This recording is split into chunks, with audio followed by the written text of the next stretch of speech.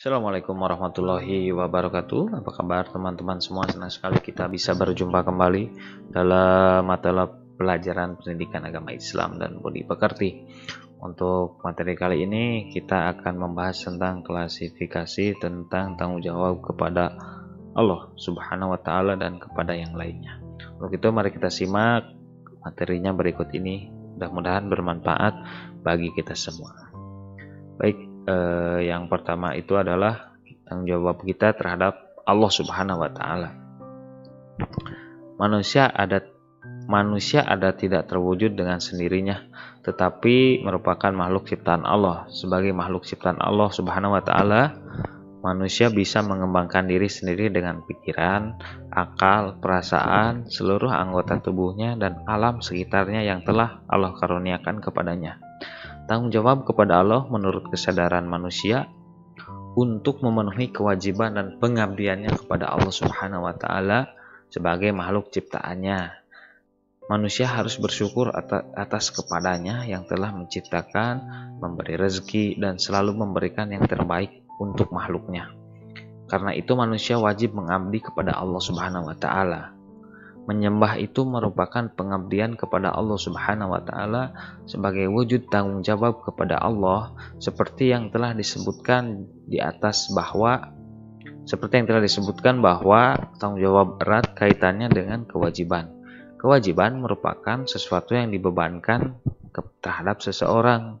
Allah Subhanahu wa taala hanya memberikan beban kepada seseorang yang disesuaikan dengan kemampuannya. Oleh sebab itu, misalnya dalam perintah mengerjakan sholat, Allah Subhanahu wa taala membolehkan dengan cara berdiri, duduk, dan berbaring sekalipun sesuai kemampuan hambanya. Kemudahan yang Allah berikan itu hendaknya kita pahami dengan cara berusaha menjaga kewajiban sholat yang menjadi tanggung jawab kita. Yang kedua, tanggung jawab terhadap keluarga. Masyarakat yang kecil adalah keluarga. Keluarga terdiri atas ayah, ibu, anak-anak, dan juga orang-orang lain yang menjadi anggota keluarga. Setiap anggota keluarga wajib bertanggung jawab terhadap keluarganya. Tanggung jawab ini menyangkut nama baik keluarga. Namun tanggung jawab juga merupakan kesejahteraan, keselamatan, keamanan, pendidikan, dan kehidupan.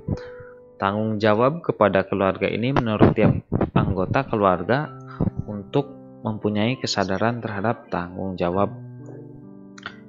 Misalnya seorang ayah mempunyai tanggung jawab yang besar untuk melindungi dan menghidupi istri dan anak-anaknya dengan seluruh kemampuannya. Seorang ayah yang baik tidak akan pernah lari dari tanggung jawabnya untuk membahagiakan keluarganya. Sama halnya juga dengan seorang ibu yang mempunyai tanggung jawab yang sangat penting untuk mengurus suami dan anak-anaknya dengan semua tenaga dan pikirannya. Seorang ibu juga bertanggung jawab untuk mendidik anak-anaknya agar menjadi anak yang soleh dan soleha. Seorang anak juga mempunyai tanggung jawab yang besar kepada keluarga, terutama kepada kedua orang tuanya dengan membahagiakannya.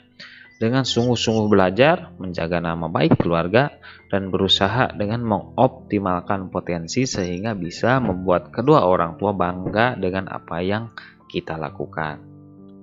Dari semua pemaparan tersebut, kita sangat jelas bahwa setiap anggota keluarga mempunyai tanggung jawab masing-masing yang harus dilakukan untuk menjaga nama baik keluarga. Yang selanjutnya adalah tanggung jawab kepada masyarakat. Manusia merupakan makhluk sosial yang merupakan anggota masyarakat. Oleh karena itu, dalam berpikir, berbicara, dan bertingkah laku, manusia terikat oleh norma masyarakat. Semua tingkah laku dan perbuatan yang dilakukan manusia sebagai anggota masyarakat harus dipertanggungjawabkan kepada masyarakat. Sebagai contoh, di sekitar kita sedang diadakan kerja bakti, tetapi kita dengan sengaja tidak ikut berpartisipasi di dalamnya, maka kita harus mempertanggungjawabkan perbuatan kita itu.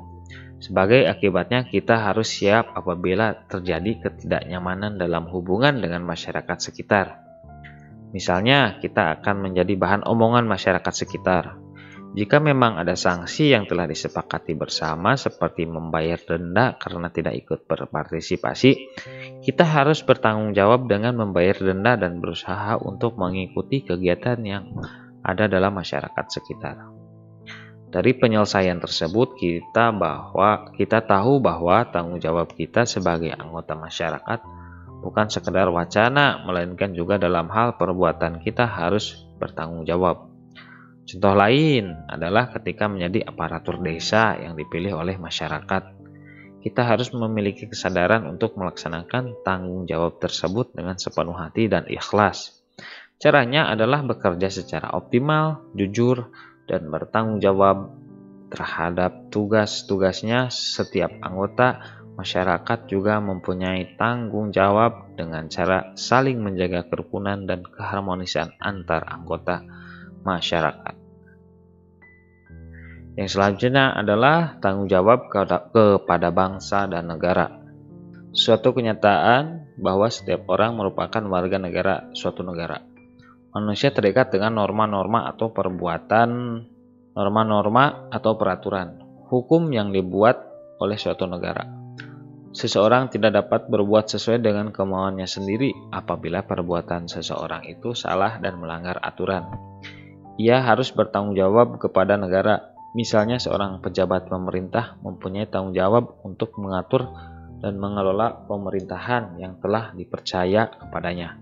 Tetapi pejabat tersebut melakukan korupsi, maka ia juga harus bertanggung jawab atas perbuatannya kepada pemerintah melalui proses hukum.